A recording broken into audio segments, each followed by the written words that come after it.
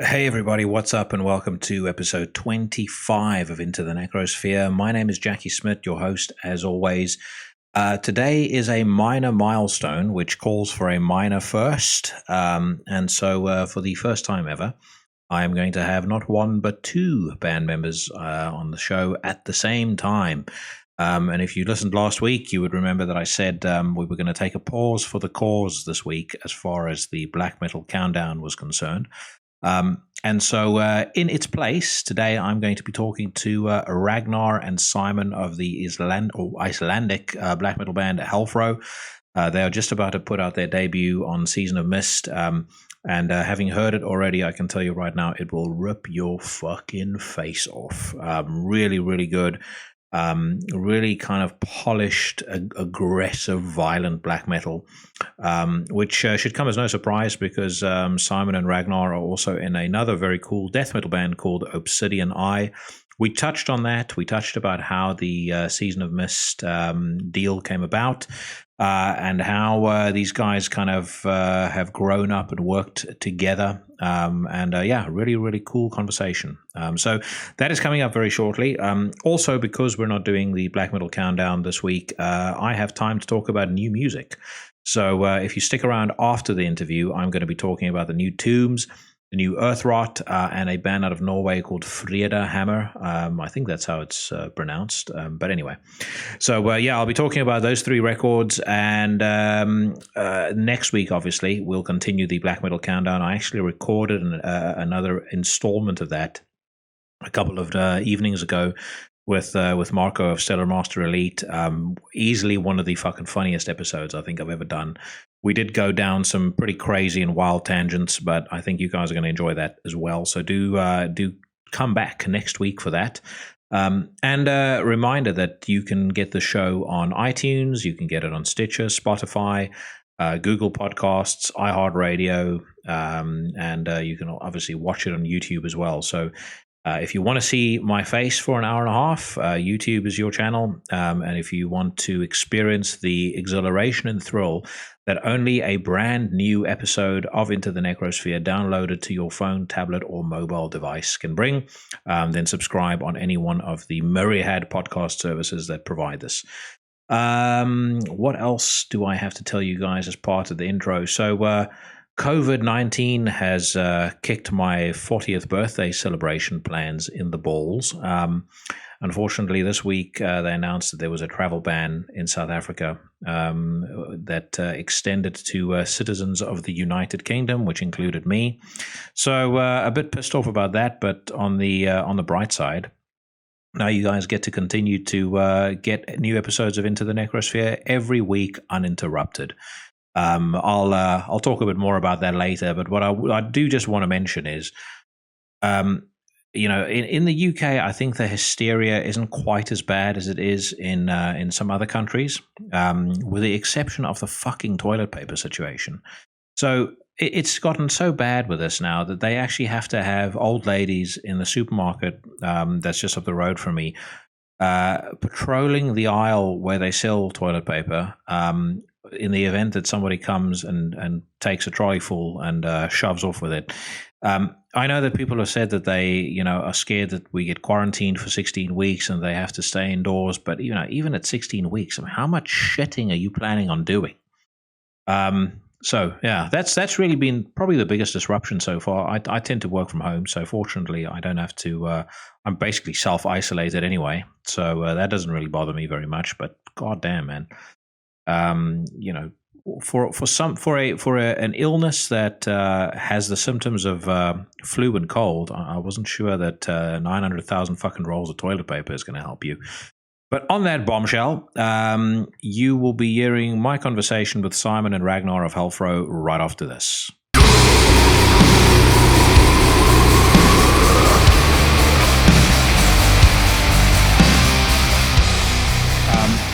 The first thing I wanted to ask you is, I have seen an extraordinary number of people either go to Iceland and come back engaged to be married, and then I've suddenly started noticing a whole lot of black metal coming from Iceland as well, and the two sort of extremes seem to be filling up my timelines on all my social media. What is going on there? People either turn to romance or they turn to Satan.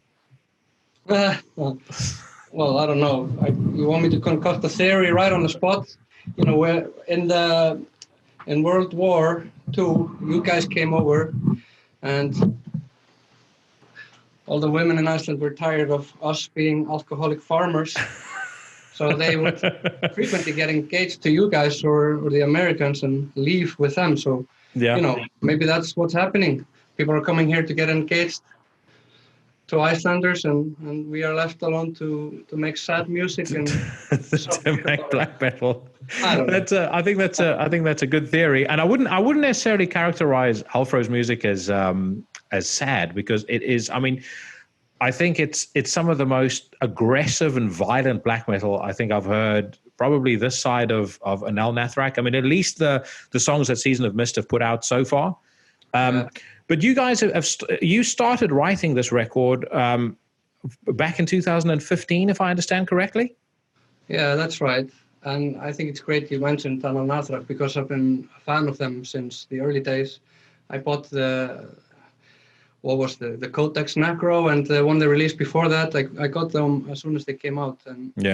And when we got on to Season of Mist, that's one of the first bands that I thought of. I mean, if you think about Mayhem, of course, but then I was immediately thinking about Anel Nathrak, and how just I felt we were at home, because I love this kind of aggressive, as you maybe hear in the songs, that just really aggressive, in your face drumming, and I mean, I think some of the lyrical concepts are sad and there's despair, but there's also some sort of power, and I mean, I think people just are attracted to this kind of music for maybe different reasons. Yeah, and I've always liked the power and the brutality, you know, that you hear when you're listening to like really aggressive drums and really just like evil riffs, if you know what I mean. Yeah, that's it. I think there is definitely I think there is a level of empowerment that's probably so my theory around the kinds of people that are attracted to black metal or to death metal is it's normally it's kind of one of two things in my view. Either one, it's people that, you know, are feeling alienated at school, or they're feeling alienated just sort of generally in life, and they fall in with the metal crowd because generally we're, you know, contrary to beliefs, we're a fairly accepting and a fairly diverse group of people. And normally those are the folks that in 4 or 5 years, when you talk to them again and you say, "Oh, are you still listening to music? Are you still going to shows?" They're like, No, I grew out of that shit ages ago. You know, it's childish. And then there's kind of in my view, a smaller group. And those are the people that are just naturally attracted to it. And they don't know why, but literally most of them to a person would say, when I was growing up, you know, any music that I heard that my parents played, or that, you know, my elder siblings played, or whatever the case may be, it was always the heavier stuff that I liked most. I mean, that was like that for me. I mean, I remember being 6 years old and my dad getting a compilation record with a bunch of bullshit pop songs on, and then there was like a Twisted Sister song on, and I was like, "Fuck, this sounds great." And then I heard AC/DC, and I was like, "This is amazing." So it's kind of like I think there's those two sides of things, and I know exactly what you mean. There's a level of sort of you feel empowered, and you almost feel in a weird way, and it ties into something I was going to ask you, because I've heard you mention this about the album. It's sort of almost like it's a lifestyle and it's a discipline by which you live by. I don't know if that makes any sense, but I know you mentioned kind of discipline being a key word as one of the themes that kind of stems from the lyrics on this new album. I don't know whether you wanted to expand on that. Well, maybe not particularly when it comes to being a metalhead. Maybe the discipline theme was maybe more connected to some of the more obscure underlying lyrical themes that deal with breaking out of, you know, imprisonment of your mind, addiction and such things. But I think, just like you said, when you're listening to black metal music or just extreme music, it's kind of like you're digging for a treasure, because you need to learn how to listen to it. At first, when you hear it, when you're young, you just hear all this noise, and and it's almost almost annoying to listen to. Probably the same for me now when I listen to techno music. It's just too repetitive and too much, it just. But I bet there's a diamond somewhere in there. You need to search for the melodies, and this is somehow something that you learn to do just by starting out with, when I was young, I listened to maybe Queen and then Metallica, and you just like you said, you get attracted to the heaviest part on the heaviest song, and you repeat it over and over, and then you're searching for other bands that can deliver even more of the same, but for sure, it's also can also be it's an open kind of scene. It's easy to become a part of the scene. I mean, I think I know a lot of outcasts who simply need to go buy a leather jacket and show up at a show, and they're a part of something. It's easy, and it's probably the same with hip hop fans or whatever. There's a certain kind of dress code that you can just like conform to, and all of a sudden you have friends and stuff. But it's great. I mean, I think if you can find yourself in music, it's not worse than finding yourself as a skateboarder or whatever. It's just there are so many aspects to it. Social and I was going to say, ironically, it was actually skateboarding that got me into metal to begin with, because I remember, I mean, I was probably already into metal to a degree, but, I had friends who were skateboarders, and, we would kind of take the boombox with us everywhere that we went. And one of the guys one day played Gothic by Paradise Lost, and I was listening to it, and I had never heard music that sounded like that before. Like, I knew death metal, and up to that point, death metal for me was just a bunch of racket. But when I heard Gothic, I was like, oh my God, this is on a fucking totally different level to anything I've ever heard before. And it's like one of those things where you love what you hear so much, you keep on repeating it in your mind so that you don't forget it until you actually get hold of the album. So, but I was curious, I mean, you guys, the impression that I've taken away from some of the things that you said on other interviews is you guys are pretty close. You've known each other for a while. How long have you known each other for? How did this band form? And how have we gotten to where we are today, which is, you're about to put out your first album ever on Season of Mist on the 24th of April. Yeah, we met probably, I mean, we've known each other through the scene for quite a long time, but I think it was back in 2013 when I asked Raki to fill in for another band. Which he did, and since then we became way closer friends, and we're still in that band that I'm talking about. And one day Raki just told me he had written an album and asked me if I wanted to play guitars on it. So sure, why not?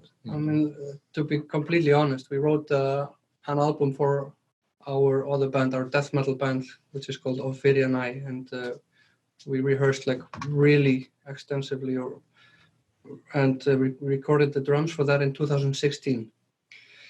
And then our other guitarist got very, very sick in the middle of recording the guitars for that album, and everything just stopped. There was no more recording, and we didn't know when we were going to pick it up, back up, and continue recording that.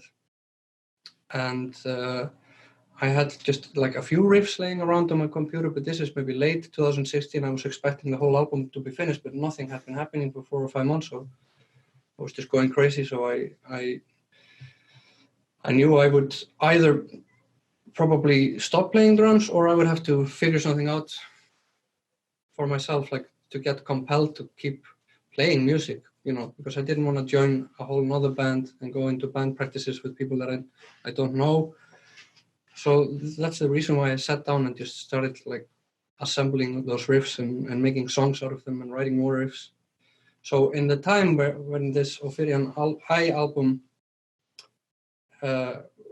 after we recorded the drums for that and before we finished it, in the meantime, I wrote all the Helfró stuff.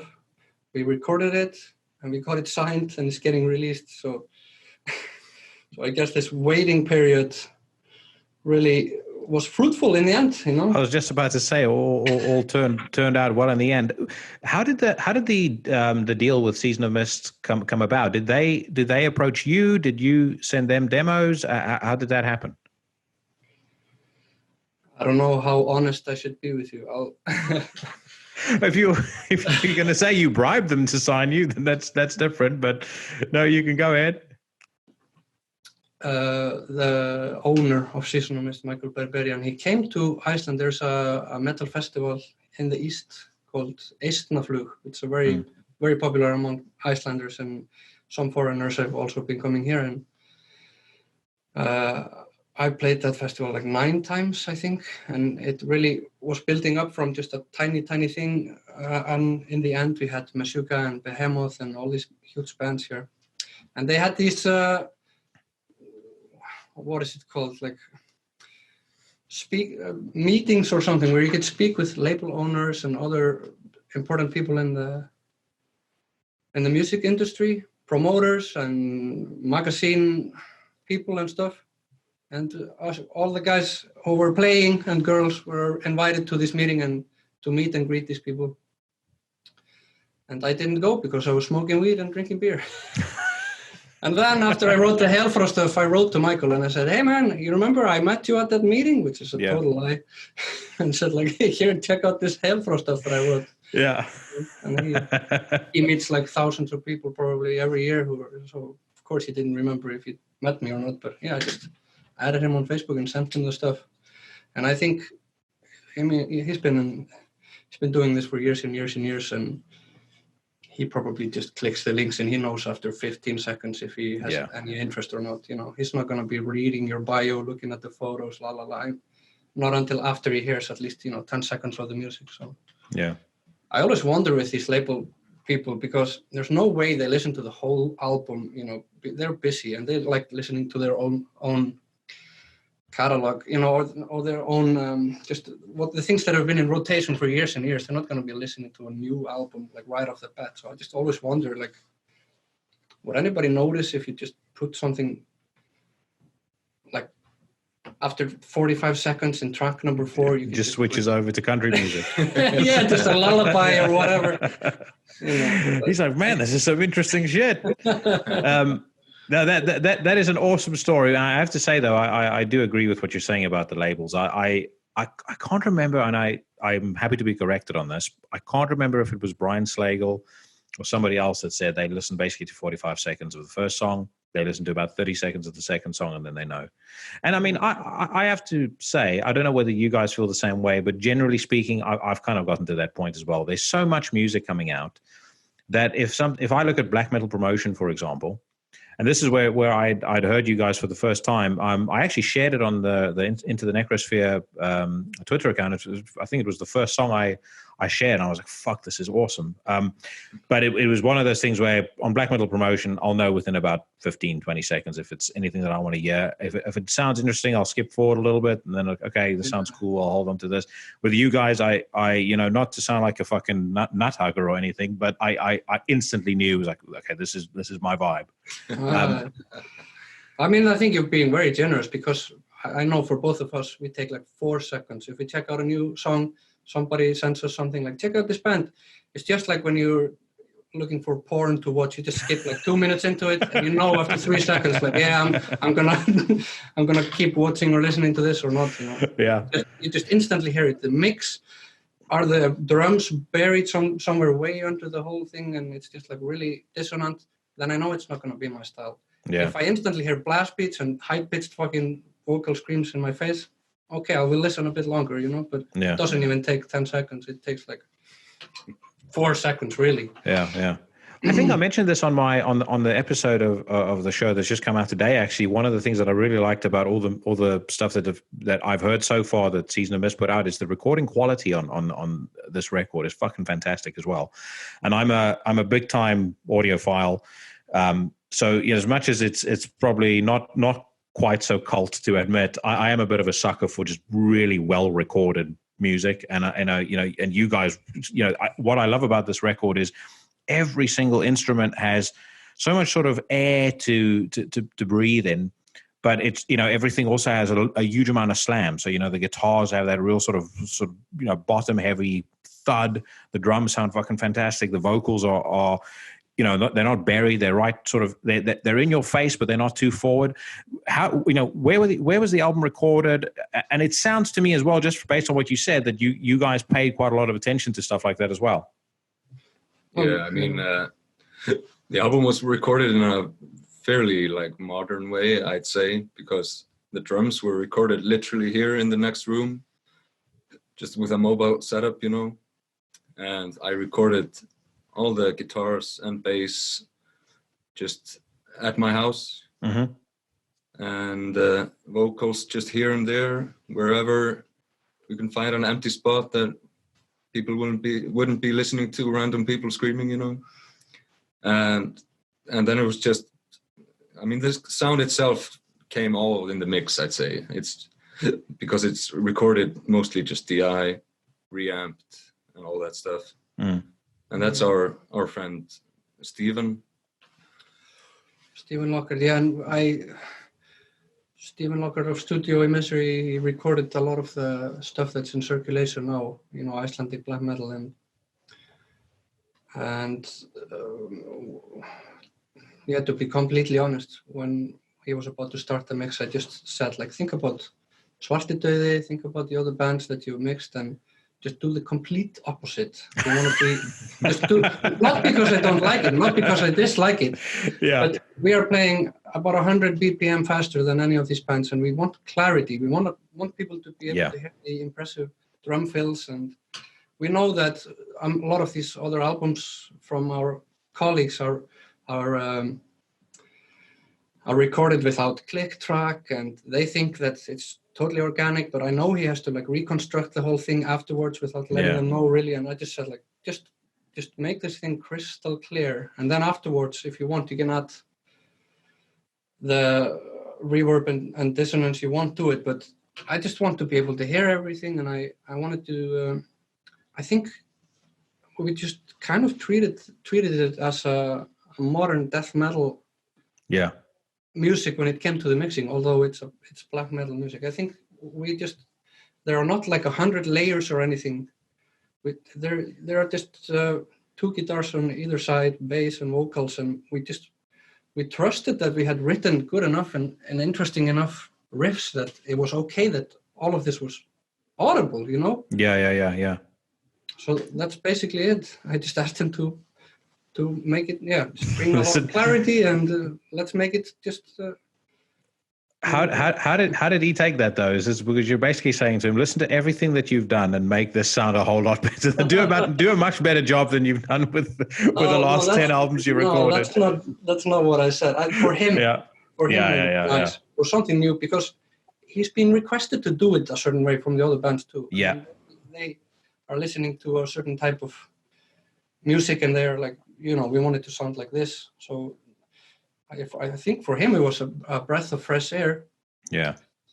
I know he had fun mixing it. He said it to me at the time. He was like, this is nice to be finally able to do it a little bit like a modern death metal band instead of a 90s or 80s black metal band. There was definitely, I remember, particularly in kind of the early 2000s, there was definitely a trend in black metal where it sounded like the vocalist was sticking his head inside a washing machine.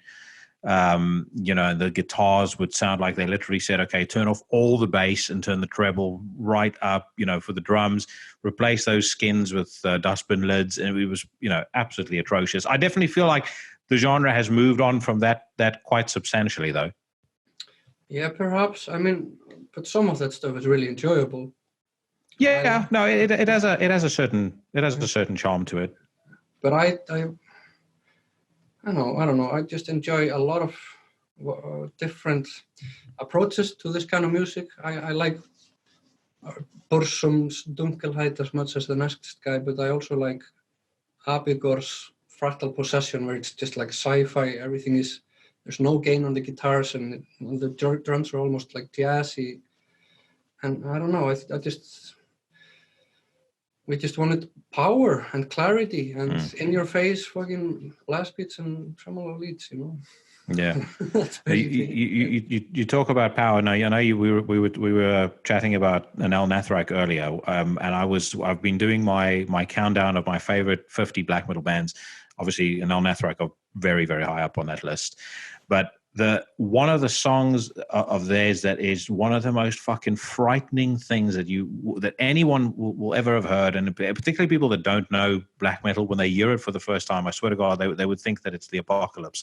But it's the opening track on, I think is it In the Shadow of the Black Constellation, or what is that album called? You know the album I'm talking about, though. Yeah. The album just starts with sort of noise, and then all of a sudden the guitar riff goes in as like dum. Just oh yeah. That's a great example of how much better black metal sounds with better production, because that album is 1,000 times more crushing than it otherwise would have been. I remember an interview with them from at least 10 years ago where they said that they wanted to be the soundtrack to Armageddon, and I definitely think they achieved that. Yeah. Have you seen them live yet? No, I haven't. I wish I saw them in 2007 when Nicholas Barker was drumming with them. That's when I would have wanted to see them, but I've heard they're really good live. They are fucking insane. I saw them play with Marduk about, this must have been about 10 years ago. And Marduk were great. But Anel Nathrak, I mean, they literally make everything sound like folk songs after them. So very, very cool. My favorite Anel Nathrak song has the worst name, though. I think it's from the Codex Necro, the Techno Goat. But it just, from the first millisecond, it's just like it's audio violence from the whole song, and it's not a very long song either. I mean, that's most of their albums, and it's in the constellation of the Black Widow. In my old age, my ability to retain the names of thousands and thousands of album titles is going out the window. But my favorite Anel Nathrak song is "Hold Your Children Close and Pray for Oblivion." Oh, yeah. Just the way that the kind of clean chorus goes over the song, and then it sort of has this additional bridge when they sing it for a second time that sounds even more intense than the stuff that he's screaming about. It's just unfucking believable. I'm so excited about them doing a new album as well.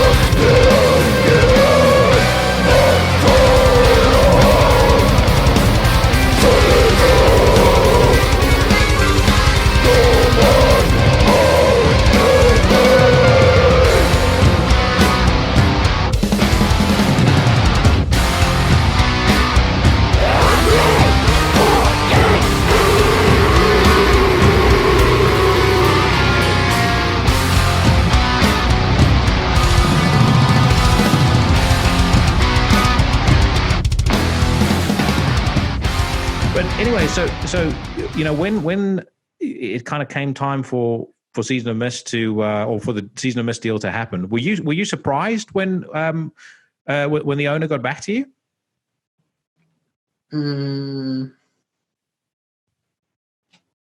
I don't know. I think I thought I had maybe a 50% chance. Yeah. Either he was just going to leave me on scene, or he would. I mean, I didn't think he was going to answer and say like, no, thanks, I'm not interested. He would just not say anything. That's what I would do. So, yeah, I mean, as soon as I saw he was typing something, I knew like, yeah, this is probably going to happen. No, I just got to play my cards right. And I know, it took a while to land a deal with them because I'm old enough to read the draft of the first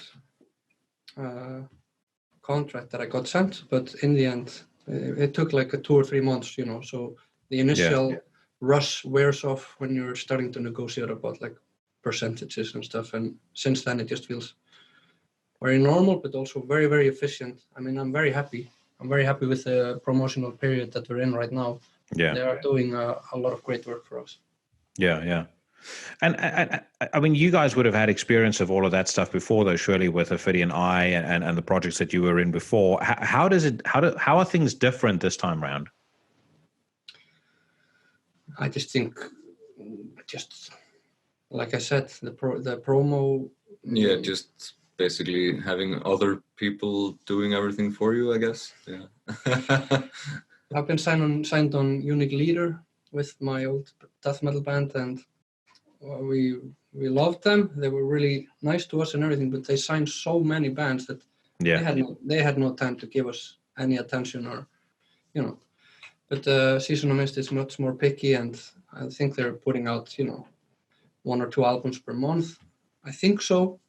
So I can just feel that we are not somewhere at the bottom of the pile and completely overlooked. I mean, we are in constant communication with them, and there's constantly something going on, and it's almost annoying sometimes how many emails you have to answer, but it's good for us. I mean, there's always some engagement going on, and interviews like this and other things, and I'm very much not used to it. I've always been just a drummer in my bands, and I've never had to do anything regarding social media or the background stuff. But this time I just, wherever I am, at school or at work or wherever, I'm just answering emails, setting up things, handing in interviews, and so I'm just very happy. They really seem to be doing their best to get this music out there and give it the chance of getting heard that I feel it deserves, at least. Yeah, no, without a doubt. And I wanted to circle back to the festival that you mentioned. Out of interest, if you look at kind of last year or the year before, when obviously the membership was picked up, how many people on average would show up to that festival? The Icelandic festival, Eisnaflug? Yeah. What, 1,500, 2,000 people? Yeah, somewhere around that. It's very small. I mean, I think that's the maximum capacity of the town where it's held. Yeah. I don't know how many people actually live there, but it's just a very, very, very small town, and it all comes alive during this festival. And there just isn't a venue to host any more people than that, so it's always packed, and it's always been great. We love that festival. Yeah. And as far as the scene generally is concerned, how many people would typically show up to a show, and how often do you guys have gigs? And I guess both local and international bands. International bands, not too often, like a few ones every year, but usually they have like good amount of people showing up, because we don't get too many of them, Yeah. And it just differs with local bands. I mean, some local bands are packing shows every time, and sometimes you're playing just for your friends, It's, It completely depends on. There's like there is this kind of like a grassroots scene where there are just brand new bands or whatever, and it might be not very many people, but this is very important that these shows are held, because out of this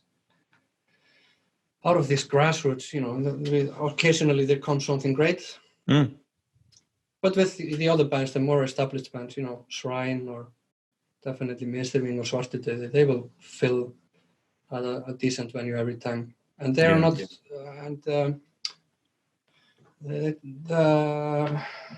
they're not saturating the scene with shows during the year. I mean, back in the day, sometimes we used to play every month or every second month, and it's just a little bit too much. But now, after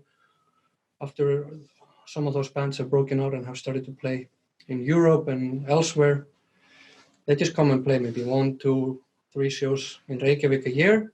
So there's anticipation, and people actually, they make an effort to get to the show for these bands. Yeah, yeah. It's just very varied. And I know you've said in the past that there's no plans for you guys to play live anytime soon. Oh, that's right. Yeah, we've never even talked about it. I never asked you if you want to do it. We're just focused on getting this album out. And I mean, we're constantly playing together music.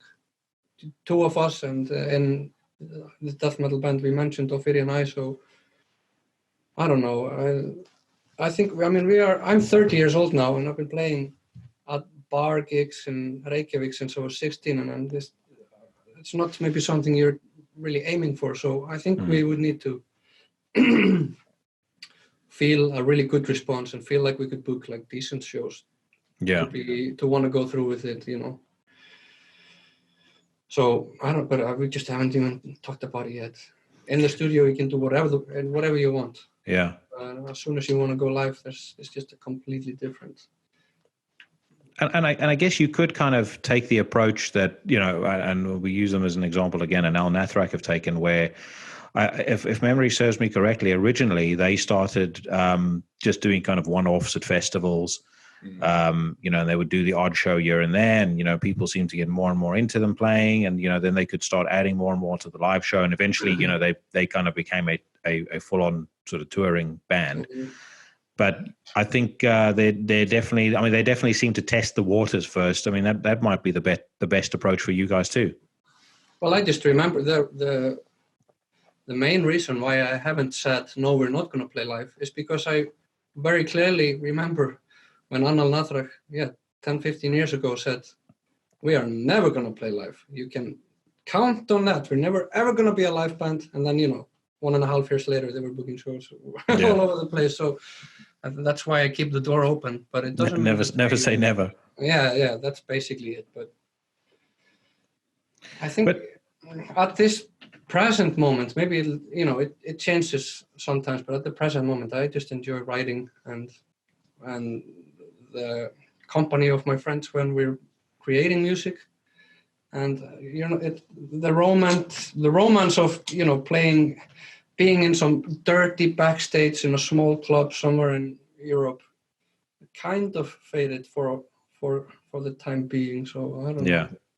But then all of a sudden you wake up and you're just like, I really want to get out there and play. So yeah, that's true. I would imagine the romance of those dirty clubs faded probably when you're about 18 or 19 years old, because I think you only have to do it a couple of times to go, actually, this is not what it's cracked up to be.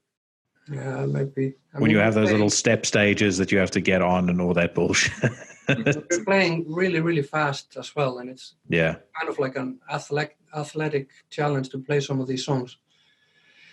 And it just requires a lot of effort to make it work, and some of these, if the whole venue is just like a freezing temperature and you don't really have any space to warm up and whatever, the whole experience can become like pretty shitty if you get on stage and you don't feel like you can even deliver the material as you want it, So I was about to say, I think at the speed that you play on this new album, you will need to probably go on steroids before you guys go on tour. So there's no way you can do a whole show like that.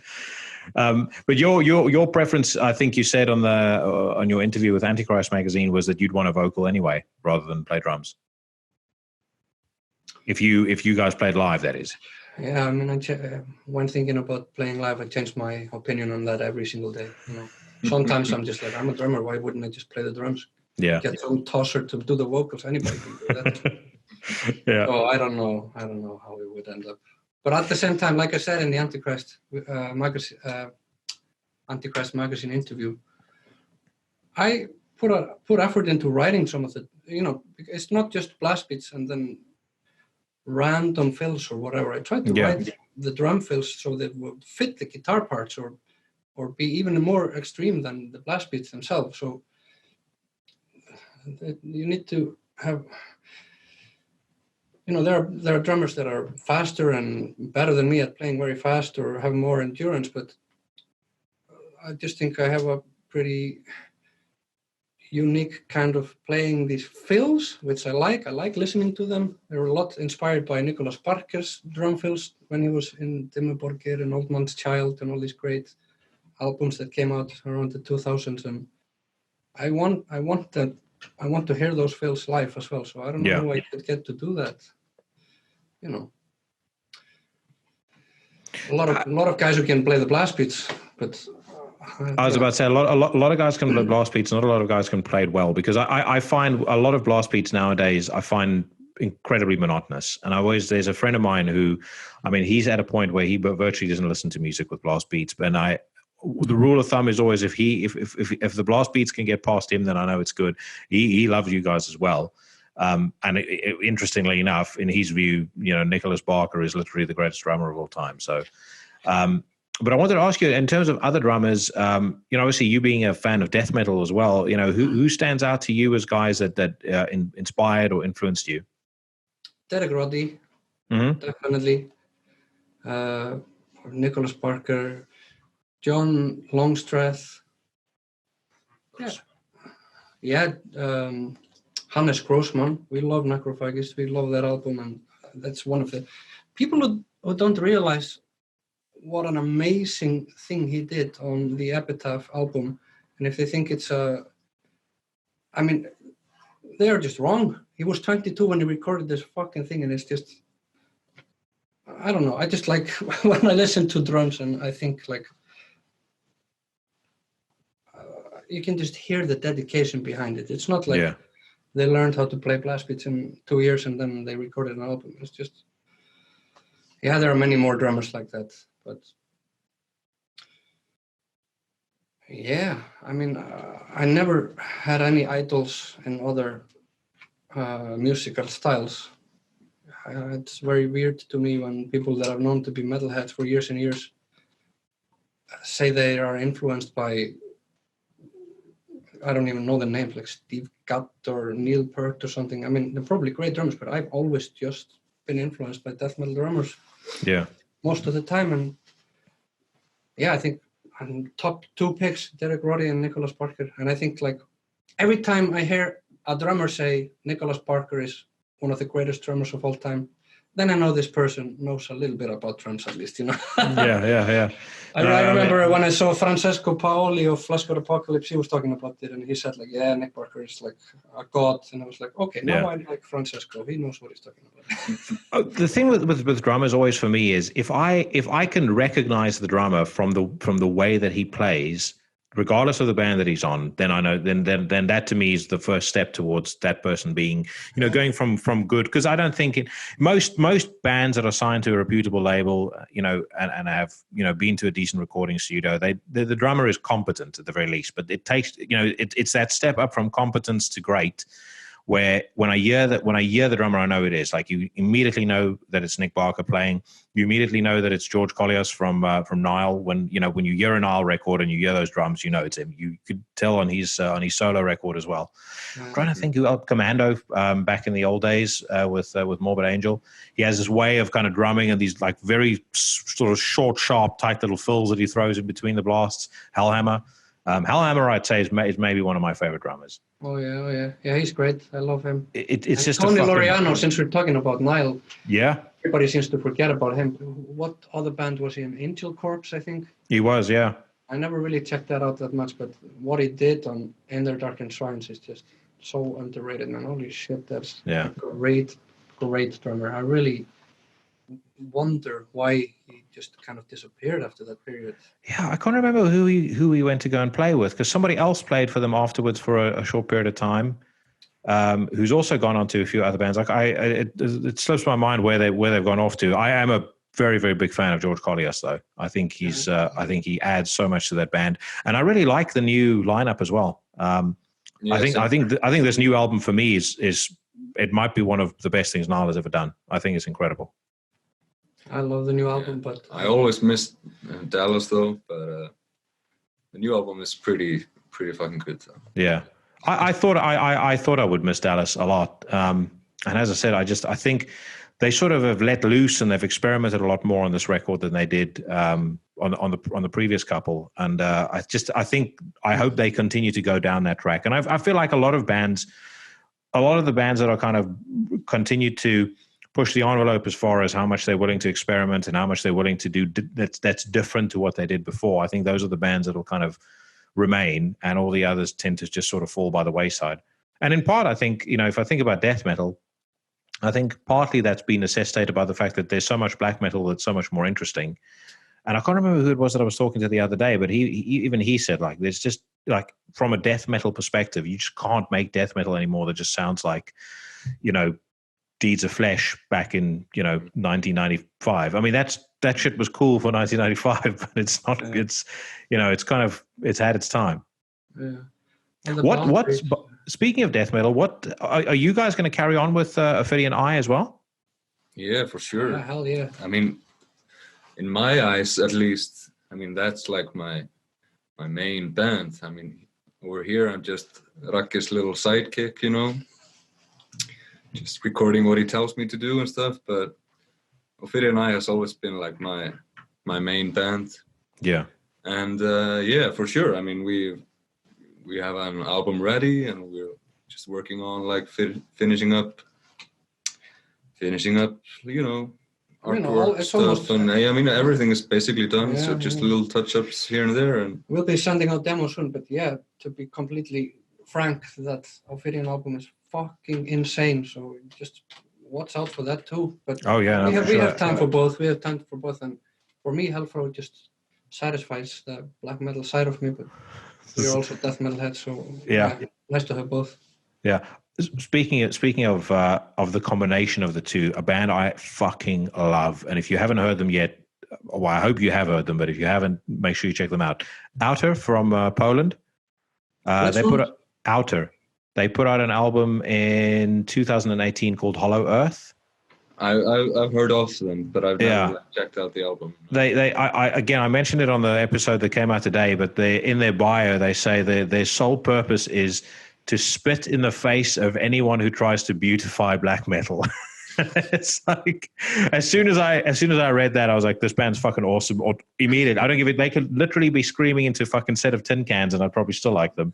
But fortunately, their music's really cool as well. It's just basically some of the most bludgeoning, hateful, violent black and death metal you've ever heard. And just, I mean, like, you know, as far as Polish black metal is concerned, you know, elite of the elite. Really, really good. Oh, I gotta check them out. I never heard of them. Yeah, no, check them out. They're on the same label as Bluthaus Nord. Okay. Yeah. So, final words from you guys. I genuinely do think, you know, I plan on cashing in on this interview in a couple of years from now when you guys are big and everybody knows who you are. You're like the next to Al Nathrak. I'm going, yeah, you saw them on Into the Necrosphere first, but. You know, you guys must be very excited about the 24th of April, and all of the response I've seen so far to the singles that have been released has been, you know, almost uniformly positive. Yeah, mostly, yeah. Yeah, I mean, we're excited, and it's been a lot of hard work, and it's just right now we're kind of eating the fruits that we grew, you know. So yeah, but. I don't think we're going to stop for very long and think about it. I mean, I think for myself, I already have ideas what to write next and how the next one might be different, but it's too early to talk about that right now. Yeah, of course. But before I go, I want to ask you one quick question. What is that shit in the background on the notice board? These are Rakkis, like festival passes and stuff like that. Okay. Yeah, artist passes and stuff. All right, no, fair enough. I couldn't like, because the screen's a little bit the resolution's a bit fuzzy. I was like, are those fucking pliers or power tools or some shit? Wristbands and stuff. Yeah, from throughout the years. Cool. All right. Well, guys, thank you so much for taking the time to come on the show. Thanks for your patience in sorting out the Zoom audio issues, and hopefully we will keep in touch, and we'll have you guys on here again at some point soon. But you know, from my side, I'm so psyched about this album, and I will continue to sing its praises on the show, and I'm really looking forward to seeing what it does for you. Thank you very much, man. Thank you so much for the support and just for supporting Icelandic metal in general. And thank you for having us. Yeah, man. Let's keep in touch, man.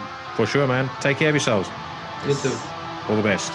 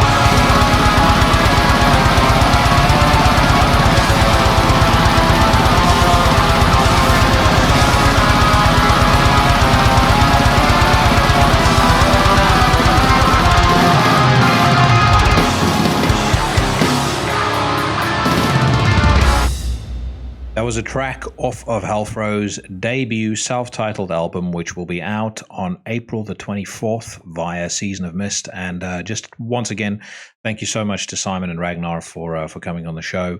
They were both a little bit nervous about, I think, about having a conversation in English, and particularly in the format that this show is, because I think Ragnar kind of said right before we started recording that he's fairly introverted, but I think they did pretty well. They were really cool dudes, and as I said, I mean, if you've not heard or about HELFRO yet, trust me, you're going to hear a hell of a lot about them very, very soon. This record absolutely fucking kills, and it's great to see that, you know, more bands from more different countries are getting the opportunities and the credit that they deserve. Speaking of which, now that everyone is going to be self-isolating, a band you almost certainly have to check out in the downtime is a band out of Perth in Western Australia. They have just released their new album, Black Tides of Obscurity, on Season of Mist. They are called Earthrot. I think, if memory serves me correctly, that I actually spoke about this on the episode that I recorded with Marco that's coming out next week. But I have always had a bit of a soft spot for Australian metal generally.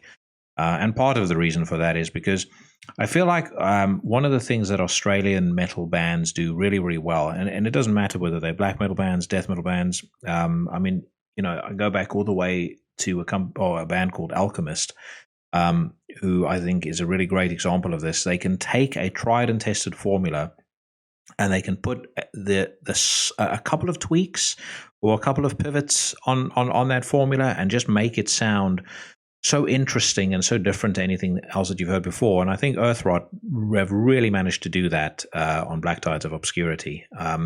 This is their third record, as far as I know.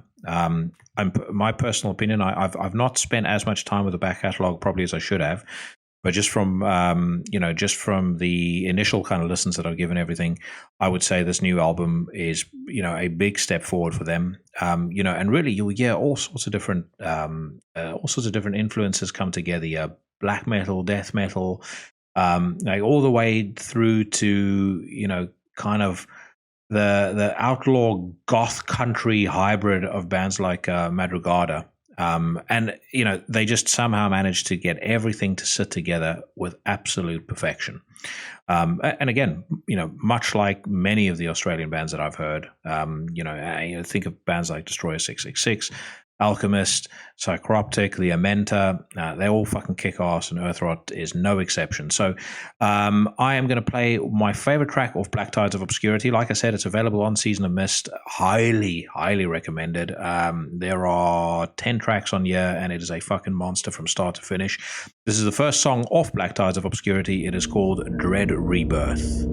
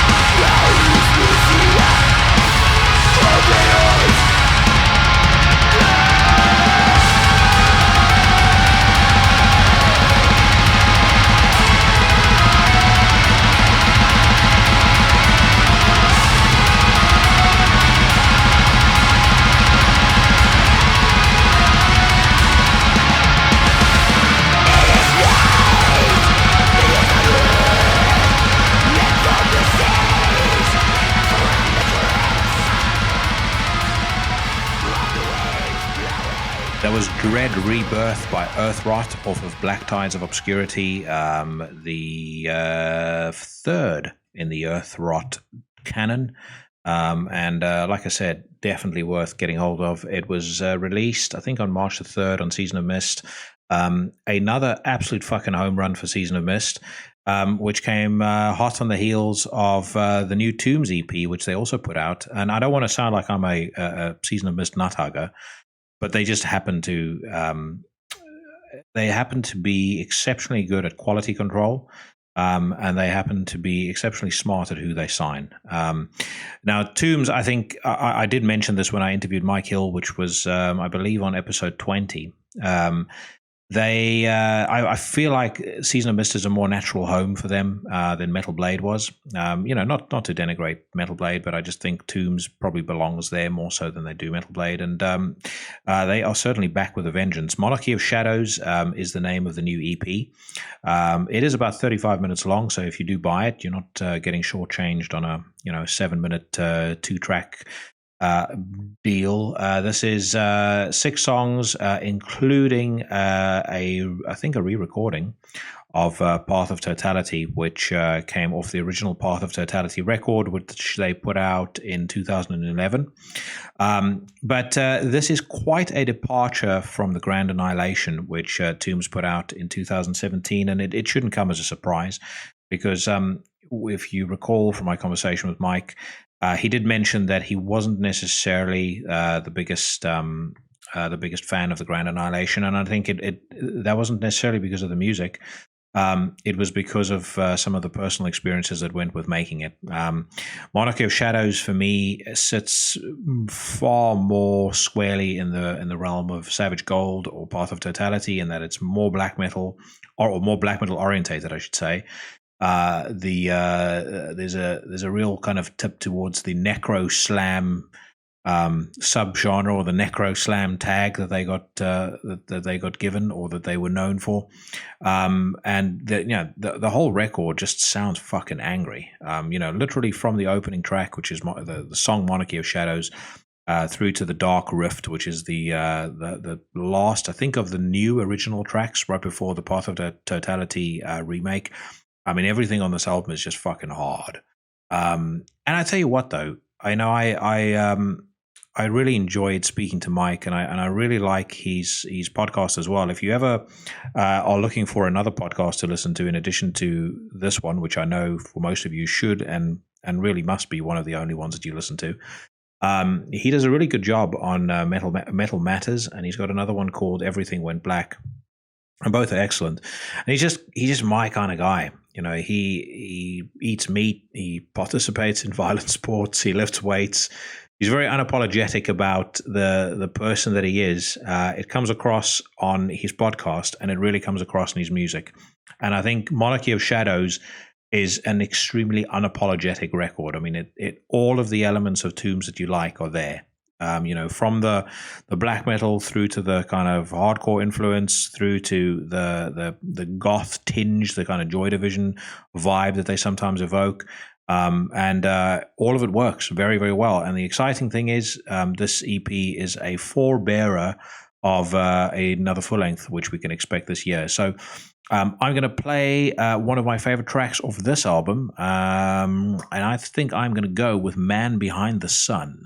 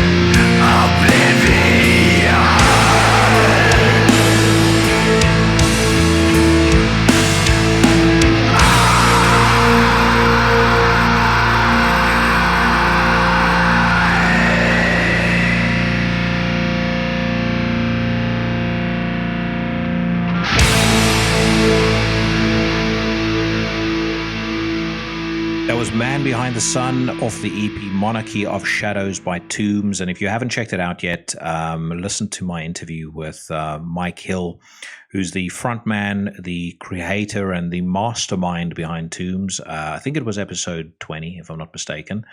Yeah, what a cool guy to have a conversation with. And what a fucking spectacular job he has done on that album. And I'm really, really looking forward to the next one. A band that ranks right up there with great discoveries, though. A band called Vredehammer. Out of Norway. They were originally conceived as a solo project. They've been around since 2009. And this is their third full-length. The album is called Viperous. It is out on Indie Recordings, and I'm going to say this as an absolute or a massive compliment to them. Around about halfway through this record, I actually stopped and I had a look to see whether there was anybody from Red Harvest that was in the band, because firstly, Red Harvest is a band that I fucking love, and I think that they were one of the most underrated Norwegian bands, maybe of all time. It was a real shame to me that they broke up. I know that they've been doing some live shows, and they've been they've been playing a couple of festivals, but as far as I know, there's no plans for them to record another album, which is a real shame. Vredehammer reminds me of them in many ways. This record in particular, there's tons of keyboards. There is, tons of the kind of bludgeoning industrial riffing mixed together with the death metal and the I'd say not overt black metal influences, but certainly some. But yeah, there's just quite a few moments on this record where you kind of go, is somebody from Red Harvest in this band? Turns out that is not the case. Per Valla, who's the frontman for this band, or I believe the creator of the band, he was in a couple of other bands. One was called Amarok, which was around in 2006. One was called Elite, and the other one was Nordjevel. So he's been in a couple of bands, but this has sort of been his main musical vehicle, and like I said, the album is fucking fantastic.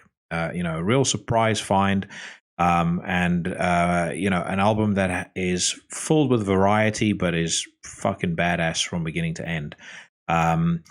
Here is my one of the highlights of the album, in my opinion. It's the last song on the album. It's kind of the perfect way to finish the record, and I hope it's an indication of what they are going to deliver in the future.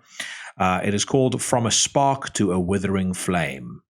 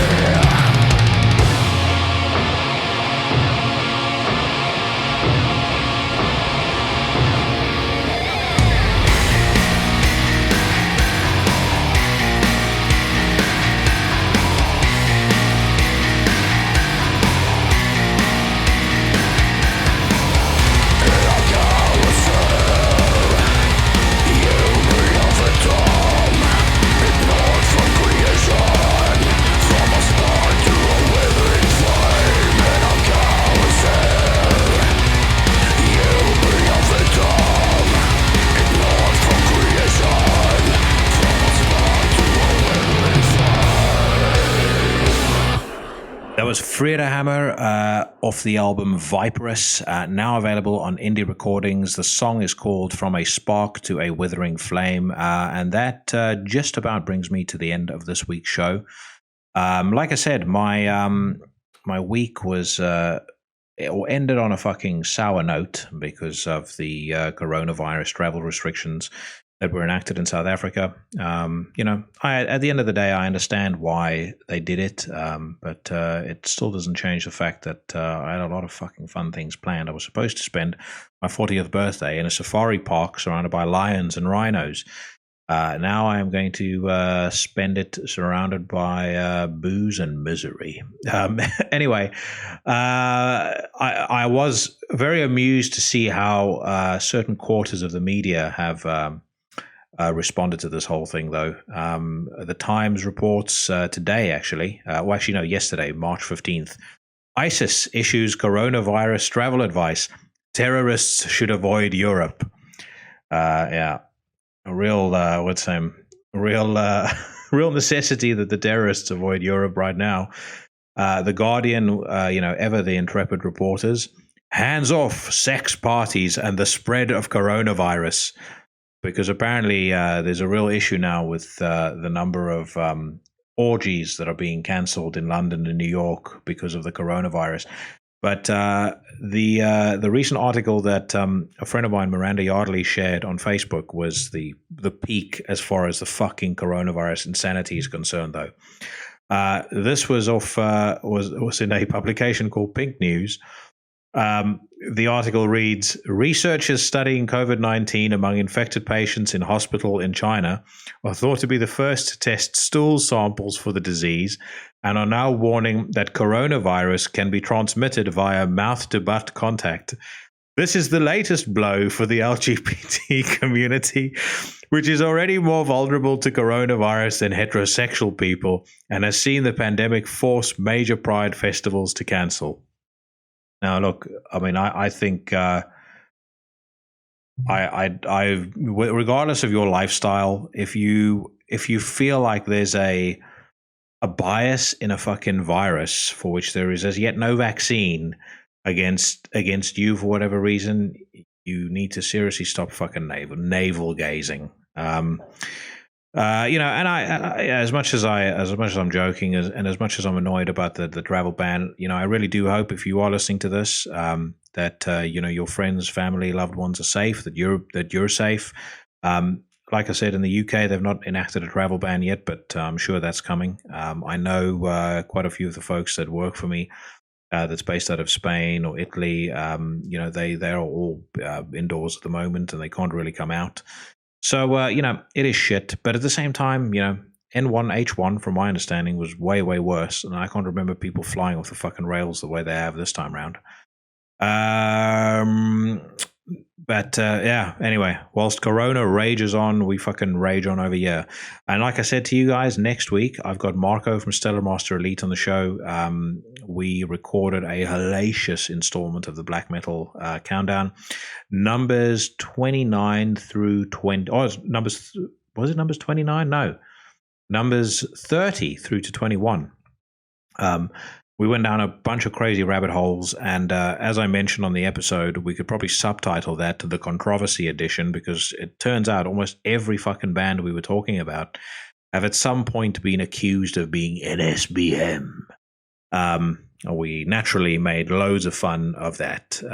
Again, I could probably read the stupid fucking Metal Sucks articles where they rant on about Magua and bands like that, and that'd be comedy enough. But next week we're gonna listen to some cool music. We're gonna talk a lot of trash, and I'm sure you guys are gonna enjoy it. In the meantime, I hope that you enjoyed this episode. I hope that, as I said, that you're safe, well, and healthy. From the mean streets of Surbiton on the outskirts of London, I'm bidding you all a fond farewell.